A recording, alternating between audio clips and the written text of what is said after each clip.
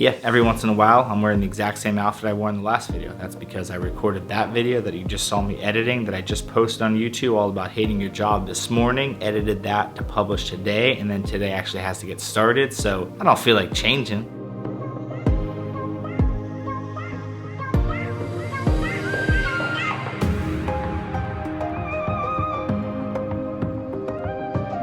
So I just finished up making a bunch of different edits for today's vlog that I posted this morning about hating your job. Every once in a while, if I post a certain video that I think can really be relatable to people in different social networks, I like to make up edits specifically for those actual platforms. And it's something I think is really important. I've talked about before, but really important from a video creator standpoint in the first place, is realizing the importance of natively posting certain content in those platforms. So there's a lot of people that I watch that will post some sort of video on YouTube and then post the exact same video in the exact same format on Instagram, and then it doesn't take up the full screen, or they want people to turn the phone sideways to look at it, or they want people to do what they want people to do versus understanding the importance of the platform they're putting it on and posting natively in that platform. There's a big difference between posting something that is native to Instagram size, and even if you don't like vertical video, there's something powerful and important about posting it in vertical form. It means you have to do some editing to the actual file, you have to maybe reposition a few things, you have to watch your text,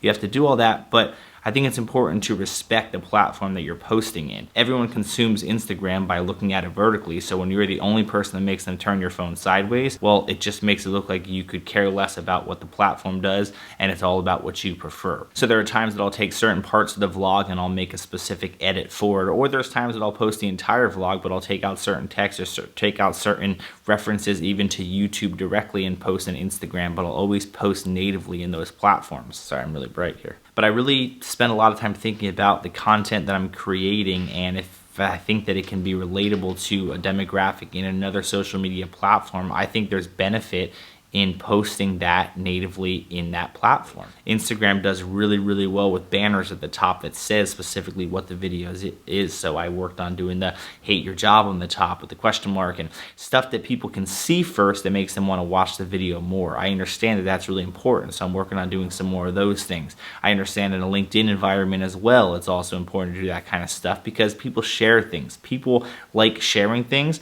And when you get people to share things you're working on or tagging people in things that it may be relatable to them, it really helps grow what you're trying to do. But I think that I'm just trying to get better and better at posting more of my content on other places, but not simply copy pasting it into other places and working on unique edits. I made a 1-minute Instagram edit for that vlog today. I made a 2.5-minute Instagram TV edit for that post today. The copy in all those places is so different because I need to speak the language of the people watching it. So all the things I'm really working on trying to get better and better at, but really respecting the platforms, I think at the end of the day is the most important thing. Don't think that just because you post a good video that it works everywhere or that you shouldn't cater to that specific audience and what you do. The context of who and where these people are watching things is so important. So to give you an example of some of the different type of dimensions and things that I'm working on for these different types of platforms, it is really important, but this is a typical style vlog. This is how I edited the vlog today, so this timeline is the normal vlog in my typical 4K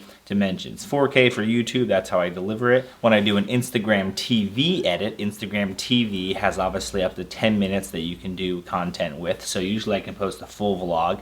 Most times I won't because I don't necessarily want it to be the same thing. I want it to be unique. So the actual dimensions that I use for Instagram TV are 1842 by 2304. So very, very, very different dimension than you normally would use in anything else, but that's, I think, I forget where I randomly came across that, but it works great, it looks great, it's optimized specifically for that platform. Now, when you first create that dimension, it will make your video like this. So even though Instagram TV is designed like that, the video obviously was shot in widescreen 16:9, so it makes it in a weird dimension. So I simply make an adjustment layer over top. I just scale the actual video to fit the entire screen. So that is now vertical.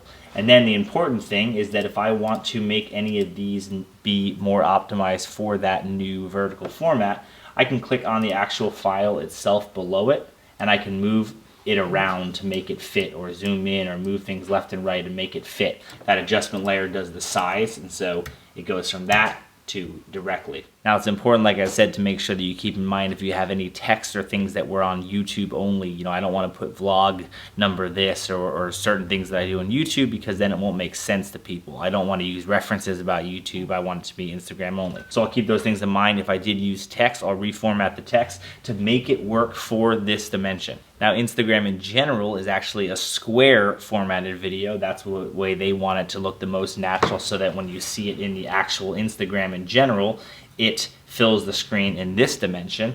So what I use for that is actually 1080 by 1080. So it's more of a square, and I really like using these kind of things in Instagram. If it's this style video where it's somewhat motivational, somewhat attention grabbing, I want to use something, some sort of text or some sort of font that really grabs their attention of what the video is about. But that's a 1080 by 1080 dimension, which is like this. And I do the exact same thing with the actual size. I just make an adjustment layer, then I make it bigger and make it fit accordingly. If I didn't have the bars on the top and the bottom, I would obviously stretch it and make it fit for the entire screen. But in this one, I'm using bars on the top and bottom, and then just writing text over top of it so that it fits naturally. And then for Facebook, I use natural 1920 by 1080 as my standard form of delivery, because 4K is not really supported there, so just 1920 by 1080 is fine. So I might use the same text, I might use certain things that were kind of formatted for the vlog, but change some things around. Really depends. Every video edit is different. Sometimes I do full-on edits that are just specifically for a platform. Other times I'm just recreating sizes and making the dimensions fit for those platforms.